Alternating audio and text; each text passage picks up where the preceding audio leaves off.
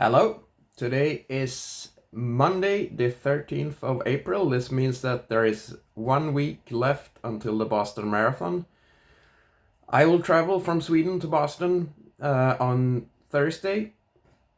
I'm gonna be there Thursday night, afternoon, I think. On Friday, I'm gonna go to the expo and then see the city in the afternoon. Spend the entire Saturday in the city. Sunday, I will watch a baseball game, the Red Sox against Detroit Tigers, I think. It's gonna be fun. But then mostly relax during the Sunday, and then I'm gonna run the race on Monday.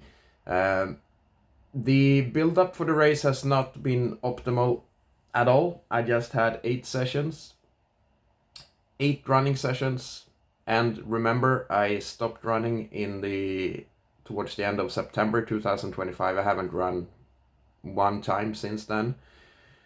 So it's not optimal. I ran 28 kilometers yesterday. It was very painful. I could hardly finish it. And then I was not running very fast either. I was running my intended marathon pace, which is an end time of 3:15.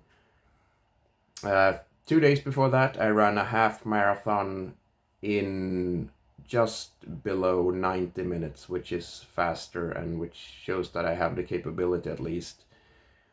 And then I had done some hard VO2 max sessions in the same day, during that same day. So I think I have it in me. My heart rate is very, very low when I run. It's lower now than compared to when I was at my best in my running career. However, the legs doesn't hold up. So it's gonna be a tough one, actually. But when I signed up for this race, which was in September 2025, I did not know that I would go to the national championships in e-cycling, and I did not know that they would be this late in the year. They are usually in the beginning of February, but now they were late March. So I thought I would have some more time to prepare for this race. However, I have to say, it doesn't really matter the time as long as it's a respectable time. I mean, 3:30 is okay as well. I know I'm not as good as when I took running seriously. I do it mainly to finish. I do it because Boston is a prestigious race. And I need to be honest about this. I am only running Boston Marathon because it's hard to get in to run the Boston Marathon. I would never run New York Marathon because you don't qualify by doing a good time. You qualify by having won a lottery. Same for Berlin Marathon.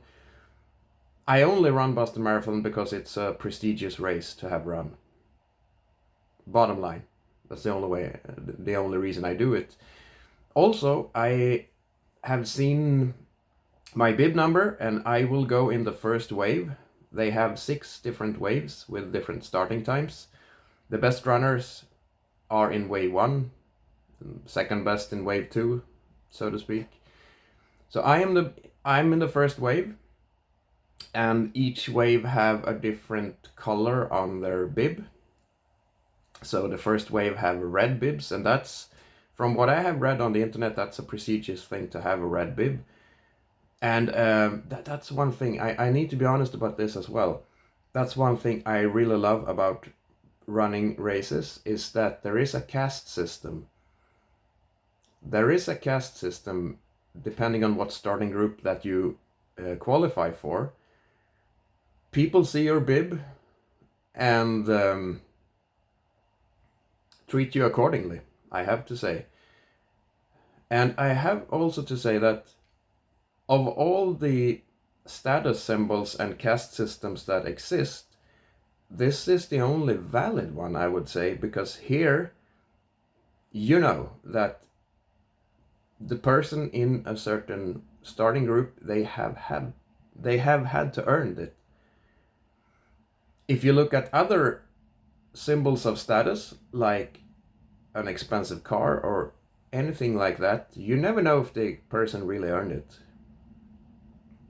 Could have been by sheer luck, could have inherited some money, could have stolen the money, you never know.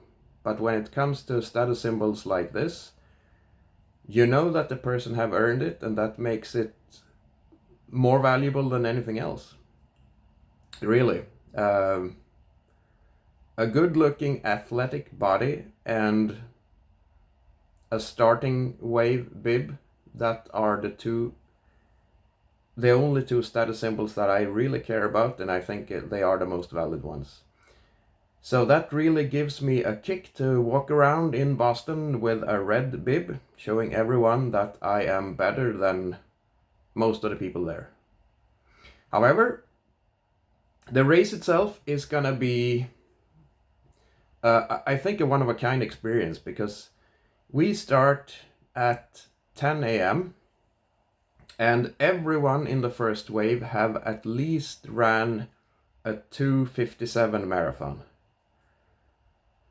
Then 50 minutes after us, 10:15 is the second wave, and those runners range from high 2:57 to 3:05. And if I ran as I plan a 3:15 marathon, since they start 15 minutes after us, it means that very few of them are gonna catch me.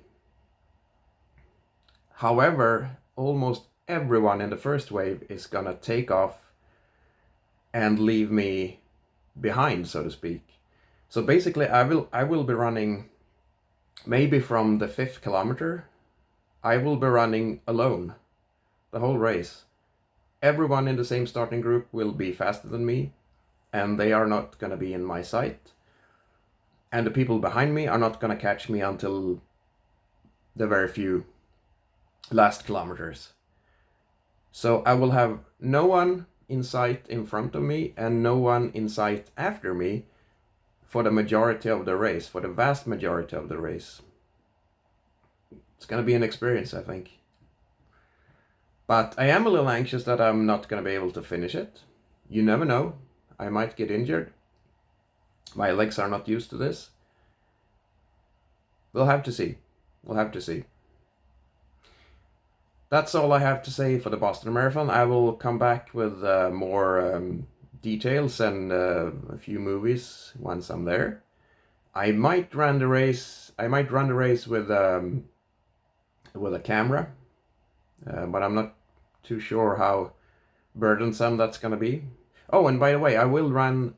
I will probably run a race in my cycling team jersey, Falcon. To show everyone that I'm a cyclist and not a runner. So that's it, Boston Marathon 2026 preview. Stay tuned for more.